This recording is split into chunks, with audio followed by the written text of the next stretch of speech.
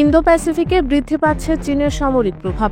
শক্তিশালী নৌবাহিনী ও sheep two sheep ক্ষেপণাস্ত্রের মাধ্যমে মার্কিন নৌসেনা ও মেরিনদের কার্যক্রম নস্যাৎ করেছে দেশটি। যুক্তরাষ্ট্র এখন নতুন প্রযুক্তি ও কৌশল নিয়ে উত্তেজনার মোকাবিলা করছে।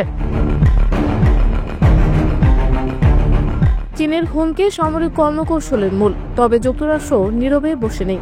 মার্কিন নৌবাহিনী ও মেরিন কর্পস এখন নতুন অস্ত্র নিয়ে যুদ্ধে জয় নিশ্চিত করতে প্রস্তুত হচ্ছে। প্যাসিফিক এয়ারফোর্সের সাবেক প্রধান কেনেথ বলছেন, চীনের নৌবহরকে দুর্বল করতে আকাশে আধিপত্য নিশ্চিত করতে হবে পেন্টাগনকে। তার মতে, আকাশে নিয়ন্ত্রণ প্রতিষ্ঠা করলে নৌজাহাজগুলোকে নির্ভুলভাবে টার্গেট করা যাবে। এজন্য দেশের উন্নত ও বিস্তৃত ক্ষেপণাস্ত্র সক্ষমতা জরুরি। যুক্তরাষ্ট্রের প্রতিক্রিয়া হিসেবে তৈরি হয়েছে লং রেঞ্জ অ্যান্টিশিপ মিসাইল। এটি স্টেলথ প্রযুক্তি সমৃদ্ধ, আকাশ থেকে উৎক্ষেপণযোগ্য ক্ষেপণাস্ত্র যার রাডার শনাক্তকরণ এড়িয়ে আঘাত হানতে সক্ষম। ইতিমধ্যেই নৌবাহিনীর সুপার হর্নেট এবং বিমান বাহিনীর B-1B ল্যান্সারের সঙ্গে ব্যবহারের জন্য অনুমোদিত। ভবিষ্যতে F-35C স্টেলথ ফাইটারের সঙ্গে এটিকে সংযুক্ত করার পরিকল্পনা রয়েছে মার্কিন যুদ্ধ দপ্তরের।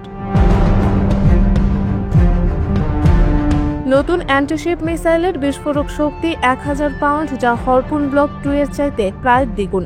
233 মাইল পর্যন্ত রেঞ্জ থাকায় এটি শত্রু জাহাজকে অনেক দূর থেকে আঘাত করতে সক্ষম। F-35 এর স্টেলথ কিছুটা কমে গেলেও সমুদ্র প্রতিরক্ষায় এটি অনেক শক্তিশালী হবে।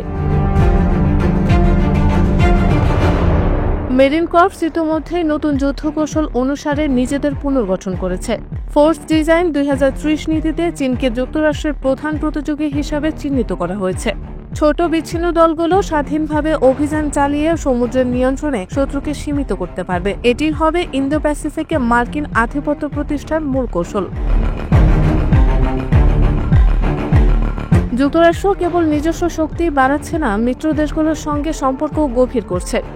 ইউকেইউএস চুক্তির মাধ্যমে যুক্তরাষ্ট্র, যুক্তরাজ্য ও অস্ট্রেলিয়া মিলিতভাবে পারমাণবিক সাবমেরিন সরবরাহ ও প্রশিক্ষণ নিশ্চিত করেছে। এর ফলে অস্ট্রেলিয়ার নৌসামরিক উপস্থিতি ইন্দো প্যাসিফিকে বিস্তৃত হবে।